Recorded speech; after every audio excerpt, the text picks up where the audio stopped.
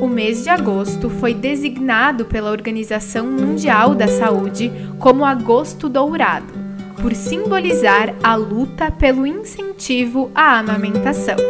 A mãe e nutricionista Françoise Carlet aborda esse importante tema. Primeira coisa que eu acho bem importante a gente discutir, né, é que obviamente, se a gente não tiver condição de amamentar, existem as fórmulas infantis e elas também vão nutrir o nosso bebê, né?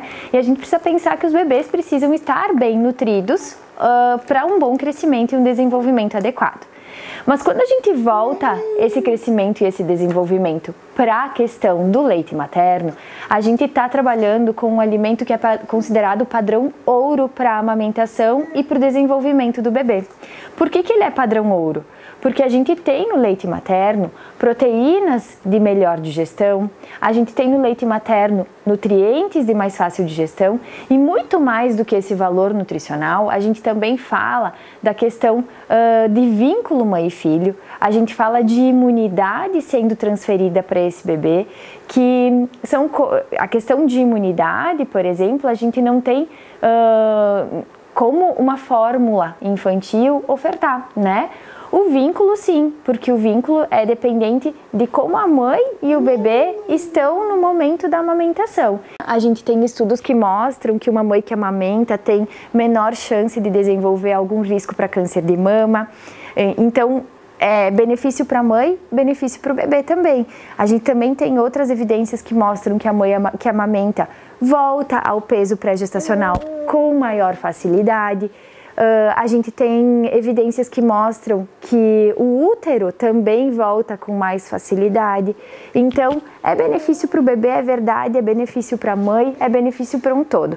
E a gente precisa considerar que o leite materno é considerado de fato padrão ouro para o bebê, porque oferta tudo o que ele precisa, sem uma necessidade de incluir água, sem necessidade de incluir chá, porque além de ofertar o valor nutricional, o leite materno também oferece toda a hidratação que o bebê precisa até os 6 meses. E só complementando, e se puder, obviamente, amamentar pelo menos até os 2 anos, é o que o Ministério da Saúde indica também. Betina já completou 1 ano e continua sendo amamentada.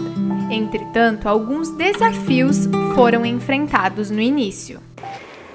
Então, lá no início, quando nós começamos, né, quando a Betina nasceu, nós inicialmente parecia que tinha leitinho suficiente, né? Logo no primeiro dia, ali nas primeiras horas, a gente teve a Golden Hour, né, que é a hora ouro, né, que é a hora que são os primeiros minutos, assim, que o bebê é colocado no peito, né, para ter esse primeiro contato, para ter esse leitinho já sendo introduzido, né.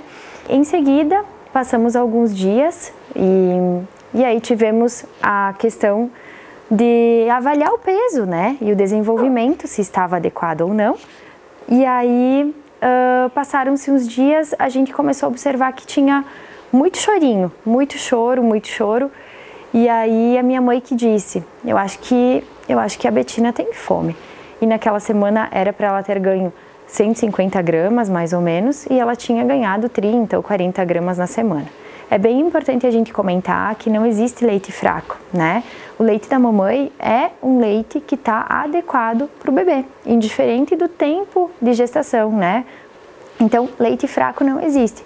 Talvez o que possa existir é uma dificuldade da pega do bebê, o que possa existir é uma dificuldade de musculatura do bebê, que pode não estar forte o suficiente para que haja a sucção, né? O que pode existir é uma necessidade de aumento de produção da mãe, né? Então, assim, para tudo isso a gente tem pontos que temos uma rede para auxiliar, né? Hoje, aqui na nossa cidade, a gente tem a Zuleika, né, que é enfermeira, que eu sempre indico também, que auxilia muito na questão da amamentação, para quem tem essa dificuldade inicial. A doutora Regina, né, nossa pediatra lá no início, também nos auxiliou muito com a questão da amamentação. A nossa ginecologista e obstetra, a doutora Patrícia, indicou medicação para estimular a produção do leitinho. Então, assim, quando a gente observou isso, nós começamos a trabalhar com tudo que poderíamos, né? Utilizei fitoterápicos que são indicados, são chamados os lactogogos, né? Indicados para produção de leitinho, para estímulo de produção, chá, né? Enfim, utilizamos todas as estratégias possíveis, mas naquele momento foi importante também introduzir a fórmula para que a Betina tivesse um crescimento e um desenvolvimento adequado. Então nós mantivemos o aleitamento materno e introduzimos a fórmula. E naquele momento eu também consultei com outra pediatra, consultei com a doutora Dieter, e ela me disse palavras que nunca vão sair da minha cabeça. Ela me disse assim: mãe, eu entendo que tu queira amamentar, eu entendo que tu gostaria, mas a tua bebê precisa ganhar peso. E ela disse: então nós vamos trabalhar com a amamentação, mas nós precisamos fazer a tua bebê ganhar peso.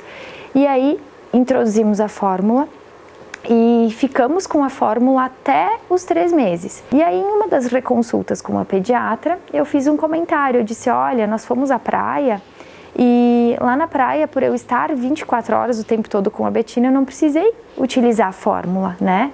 E aí a pediatra me disse: Fran, então pode ser um sinal que tu está tendo leitinho suficiente. Ela disse: então vamos começar a extrair mais esse leite, né? Vamos guardar. E quando for necessário, ao invés de utilizar a fórmula, a gente utiliza o teu leitinho. Então, assim, não é fácil, né? As dificuldades, elas existem. Ninguém tá aqui para romantizar algo que é dolorido para a mãe, né? Que precisa que o bebê esteja também querendo, né, esse processo da amamentação. Precisa que o bebê desenvolva essa força, desenvolva essa pega correta, precisa ter leitinho suficiente, precisa de vários fatores. Então, assim, de fato, fácil não é, né? Mas hoje em dia a gente tem muita coisa que nos ajuda a ter essa amamentação exclusiva para quem conseguir, ou então, pelo menos assim, vinculada ao leitinho de fórmula, né? Então, as dificuldades existiram aqui também, e a partir do 3º mês a gente conseguiu trabalhar no aleitamento materno exclusivo. Quando eu decidi colocar a Betina na escola, a gente também optou por uma escola que abrisse as portas para que eu pudesse ir amamentar de tarde. E eu entendo que, por exemplo, uma mãe que entra no trabalho às 7 da manhã, que fica no trabalho até às 5 da tarde, talvez não consiga ter essa facilidade de permanecer com o aleitamento materno exclusivo, né? E aí eu sempre falo, a fórmula tá aí para isso, para ofertar para o bebê o que ele precisa, e se for necessário a inclusão da fórmula, ok, se inclui a fórmula, porque vai ter calorias, vai ter nutrientes que o bebê precisa, né? Mas se puder então manter a amamentação, pelo menos de manhã e à noite, né, para que possa permanecer não só como vínculo, mas também com esse fator imunidade, isso também é bem importante. Depois dessa trajetória, Françoele se orgulha em continuar amamentando sua filha, já que os benefícios são muitos. É muito prazeroso, né, porque a gente observa que existe o vínculo, que a gente consegue nutrir, que a gente consegue oferecer tudo o que ela precisa, né, até os 6 meses, e que depois, mesmo que haja introdução alimentar e que a introdução alimentar seja algo prazeroso também para eles, né, a questão da amamentação, ela vai muito além disso, né, e eu sempre falo também que é muito mais do que o vínculo, né, que é muito mais do que o amparo, que é muito mais do que a gente estar juntinhas. E eu sempre penso também que é um momento importante que o pai esteja presente, né? O pai não consegue amamentar, mas ele consegue trazer uma água, ele consegue estar junto, ele consegue auxiliar lavando a louça, porque às vezes pode ser que o bebê demande do leitinho imediatamente após o jantar. Então, assim, ter um pai presente também é importante. Me emociona muito eu pensar que lá no início eu tinha a ideia de vou chegar pelo menos até os 6 meses. Quando a gente chegou nos 6 meses, eu pensei, agora minha expectativa é chegar até 1 ano. E aí chegamos num ano e agora o meu objetivo é tentar chegar até os 2 anos, conforme o Ministério da Saúde preconiza. Outra coisa bem importante que eu não posso deixar de falar, o aleitamento materno, ele favorece muito também nas questões que evitam assim, alergias alimentares no futuro, né? Ele favorece na questão do bebê ter a noção de quando parar, né? Então, assim, a consciência alimentar do bebê, ela já é estimulada ali desde o princípio, né? Então, a gente precisa pensar que não é só o nutriente, que não é só a imunidade, mas que tem inúmeros outros fatores positivos que também vinculam o aleitamento materno. Então, cabe a nós, profissionais da saúde, incentivar o aleitamento materno, sim.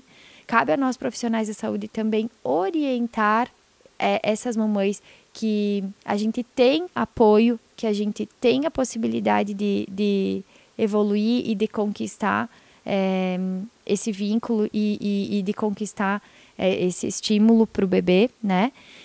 E que a gente só precisa ter profissionais ao nosso redor que também nos auxiliem nesse sentido. Então, sim, a gente precisa querer, a gente precisa pensar que os momentos ruins vão passar e que a gente vai passar por isso e vai pensar, nossa, olha que orgulho que eu tenho de mim e que orgulho que eu tenho da minha bebê que aceitou passar por esse processo, sabe? E que não só aceitou, como hoje a gente percebe o quanto ela gosta de estar assim pertinho e de estar nesse momento juntinho da mamãe. Amamentação, um momento tão importante que traz benefícios para a criança, para a mãe e que fortalece esse lindo vínculo.